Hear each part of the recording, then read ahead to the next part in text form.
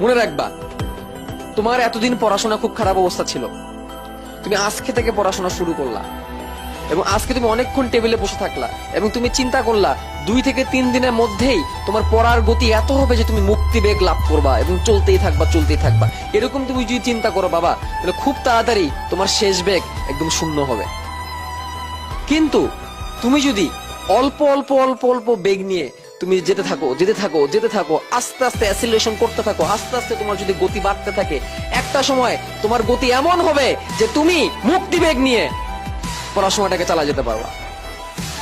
কিন্তু তুমি যদি চিন্তা করো যে আজকে আমি শুরু করছি, আজকে আমি একদম হাই স্পিডে চলতে থাকবো, আজকে আমি একদম 8 ঘন্টা পড়ে ফেলবো, আজকে আমার প্রোডাক্টিভিটি একদম 80% হবে, তাহলে বাবা খুব তাড়াতাড়ি তোমার থেমে যাওয়া লাগবে। কিন্তু তুমি 10%, 15%, 20%, 25%, 30%, 35%, 40% করতে থাকো, একদিন ছেড়ে তোমার 90% যাবে ইনশাআল্লাহ।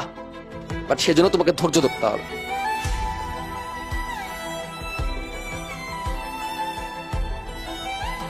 বুঝতে পেরেছো কি বলছি?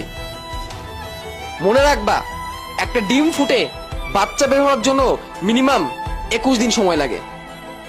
এই 21 দিনের মাঝখানে তুমি যদি মুরগিটাকে তুলে বারবার চেক করো ডিম বাচ্চা হয়েছে কিনা, ডিম থেকে বাচ্চা হয়েছে কিনা, ডিমটা নষ্ট হয়ে যাবে, বাচ্চা ফুটবে না, বাচ্চা আসবে না সেই ডিম থেকে। তেমনি তুমি আজকে পড়তে বসে 1 সপ্তাহ পরে যদি তুমি জাজ করো তোমার পড়ার কত প্রোডাক্টিভিটি কতটুকু বেড়েছে, তাহলে হবে না, তুমি ডিপ্রেসড হয়ে যাবা। তোমাকে সময় দিতে হবে, তোমাকে পড়ার টেবিলে বসে থাকতে হবে 1 মাস, 2 মাস, 3 মাস, চতুর্থ মাসে তুমি যে অবাক হবা, যেখানে কিনা তোমার প্রথম দিন তুমি 1 ঘন্টা পড়তে পারতা না, তুমি 10 ঘন্টা বসে থাকলে তোমার আউটপুট আসতো 1 ঘন্টার, সেখানে দেখবা তোমার আউটপুট 4 মাস পরে চলে এসেছে 6 ঘন্টার। এবং সেই সময় তুমি বুঝতে পারবা কন্টিনিউয়াস পড়াশোনার গুরুত্ব কতটুকু।